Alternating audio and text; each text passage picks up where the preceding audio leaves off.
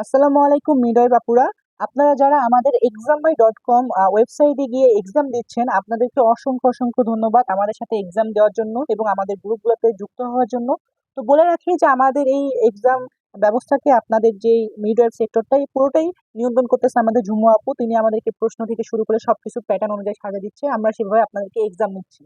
তো আপনাদের অনেক প্রশ্ন থাকতে পারে যে ভাইয়া কিভাবে এক্সাম দিবেন, কিভাবে এক্সাম দিব, এরকম অনেক কিছু প্রশ্ন থাকতে পারে। সেগুলো বিস্তারিত আপনারা গ্রুপে করলে বা বিভিন্ন জায়গায় করলে কিন্তু আমরা উত্তর দিয়ে দিচ্ছি, এবং আমাদের একটা ভিডিও আছে, সেই ভিডিওটা দেখলে আপনি কিভাবে এক্সাম দিতে হবে সবকিছু সেখানে বুঝে যাবেন আর কি। তো আপনাদের কিছু প্রশ্নের মধ্যে সবচেয়ে কমন প্রশ্ন হলো ভাইয়া ইংলিশ, জিকে, বাংলা এই তিনটা সাবজেক্ট নিয়ে আপনাদের অনেক সমস্যা। তো এই তিনটা সাবজেক্ট নিয়ে যেহেতু সমস্যা, আমি আপনাদেরকে তিনটা বইয়ের পিডিএফ সাজেস্ট করছিলাম আর কি। তো আপনারা চাইলে সেই তিনটা বইয়ের পিডিএফ গুলো পড়তে পারেন। আর সবচেয়ে বড় কথা হলো যে যেকোনো কম্পিটিটিভ এক্সাম বা চাকরি পরীক্ষা বলেন না কেন, তার বিগত বছরের প্রশ্ন থেকে কিন্তু অনেক বেশি প্রশ্ন আসতে পারে বা রিপিট হতে পারে বা টাইপ রিপিট হতে পারে।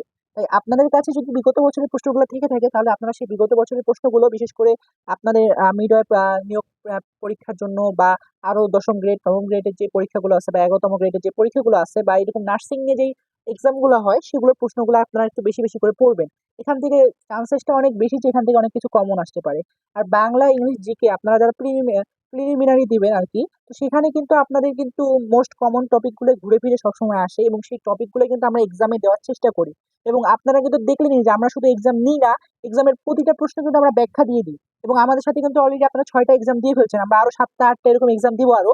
তো মনে করেন এরকম 8টা বা 9টা এক্সাম আপনারা আমাদের সাথে একদম ফ্রিতেই দিতে পারবেন। এবং এরপরেও আমরা তো সব এক্সাম তো পুরো ফ্রিতে তো দেওয়া পসিবল না। আমরা ঝুমু আপুর সাথে আমরা প্ল্যান করতেছি যে আমরা যাতে আপনাদেরকে আরো ভালো কিছু সার্ভিস দিতে পারি আর সামনে, সেটা নিয়ে আমরা প্ল্যান করতেছি। আপাতত ফ্রি এক্সাম গুলো আপনারা দিতে থাকেন, এবং যারা দেন নাই এখনো, তারা দয়া করে এক্সাম গুলো দেন। এবং আমাদের ভিডিও আছে, দেখুন ওয়েবসাইটে গেলেও একটা ভিডিও দেখতে পারবেন যে কিভাবে এক্সাম দিতে হয়, কিভাবে রেজিস্ট্রেশন করতে হয়। অনেকে বলতে পারে ভাইয়া এগুলো কি টাকা দিয়ে দিতে হচ্ছে? না, এখানে এখন কোনো টাকা পয়সা কিছু দেওয়া লাগতেছে না। যদি আমরা কখনো কোর্স নামাই ঝুমু আপুর সাথে কোলাবোরেশন করে, বা ঝুমু আপু যদি আমাদেরকে বলে, তাহলে আমরা অবশ্যই নামাবো এবং আপনাদেরকে গ্রুপে সেগুলোকে আপনাকে জানাই দেবো।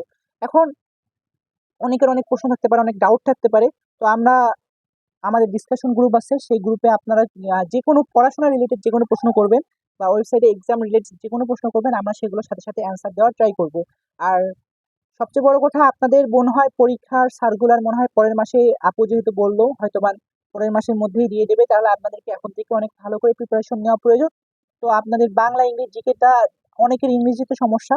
তো আপু আমরা সবসময় চেষ্টা করি যে আমাদের যে ইংলিশ কোশ্চেন গুলো আছে, সেইগুলো কোশ্চেন গুলোর নিচে রুলস বা ব্যাখ্যা দেওয়ার জন্য। তাই আপনি যখন এক্সাম দিবেন, এক্সামটা শেষে অবশ্যই একটা ইংলিশ প্রশ্ন যে ব্যাখ্যাটা আছে বা যে রুলসটা দেওয়া আছে, সেই রুলসটা আপনি কোথাও নোট করে রেখে রেখে দিবেন।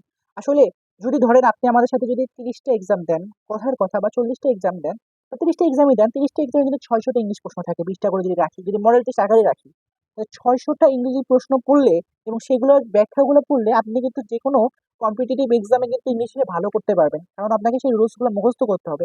আর আমরা বাঙালি, আমাদের ইংলিশের সমস্যা সবারই আছে। আমরা যদি ইউনিভার্সিটি স্টুডেন্ট বলি, বা আমরা যদি চাকরি পরীক্ষার্থী বলি, বা আমরা স্কুল স্টুডেন্টই বলি, সবারই একটা মেজর প্রবলেম হলো ইংলিশের সমস্যা। এই ইংলিশের সমস্যা কিন্তু সবারই থাকবে, আপনার যেমন আছে, আপনার পাশে যে পরীক্ষার্থী পরীক্ষা দিবে তারও সেম প্রবলেম আছে। তার মানে আপনাকে ইংলিশে 20-এ 20 পেতে হবে এমনটা না।